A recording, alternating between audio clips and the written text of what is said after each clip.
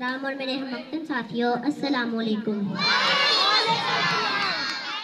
آج مجھے جس موضوع پر لب کشائی کرنے کا موقع ملا ہے وہ ہے کامیابی قسمت سے نہیں محنت سے ملتی ہے۔ سعد علی کاہل، نکمے، بیکار، سست و نااہل لوگوں کا خود احتسابی کے بجائے ناکامی کا ذمہ دار تقدیر، نصیب، مقدر اور قسمت کو ٹھہرانا ہے۔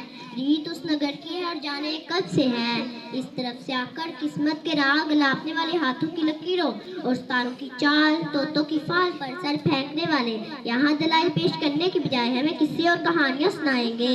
ہندوستانی فلم مقدر کا سکندر چلائیں گے، یہاں بیٹھے باشعور لوگوں کو ماموں بنائیں گے، لیکن میں ان کی کوئی فلم چلنے نہیں دوں گی اور دلائل سے ثابت کروں گی کہ کامیابی قسمت سے نہیں محنت سے ملتی ہے، کیونکہ پھول یوں ہی کھلا نہیں کرتے، کیونکہ پھول یوں ہی کھلا نہیں کرتے، بیج کو دفن ہونا پڑتا ہے۔ سعد علی کامیابی اجتماعی ہو یا انفرادی، دنیاوی ہو یا آخروی، اس کا تعلق صرف اور صرف محنت سے ہے۔ انسان نے چاند پر قدم رکھنے میں کامیاب ہوا تو وجہ قسمت نہیں محنت تھی۔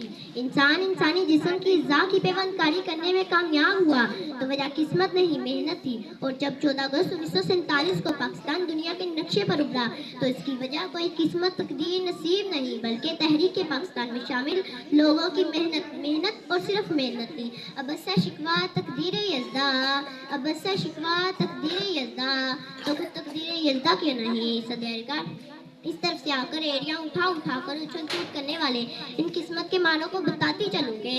تلاش عزت میں نکلنے والے، کسی من و سلوہ کے انتظار میں بیٹھنے والے آج کامیاب نہیں بلکہ ناکام ہیں۔ پیاس بجھانے کے لیے کنویں تک چل کر جانے والے، مقدر سے کنویں کو پاس کھینچ کر لانے والے آج کامیاب نہیں بلکہ ناکام ہیں۔ پلٹنے، جھپٹنے اور جھپٹ کر پلٹے ہوئے لہو کو گرمانے کے بجائے ان قسمت کے مارے قدم تکنے والے آج کامیاب نہیں بلکہ ناکام ہیں۔ سر اٹھے تو یوں ہی ظلم کے سامنے، سر اٹھے تو یوں ہی ظلم کے سامنے، کبھی ظالم کا وقت حساب آئے گا اور کبھی غریبوں کے دربار میں ہاتھ جوڑے ہر نواب آئے گا، انقلاب آئے گا، انقلاب آئے گا۔ وہ ہمارے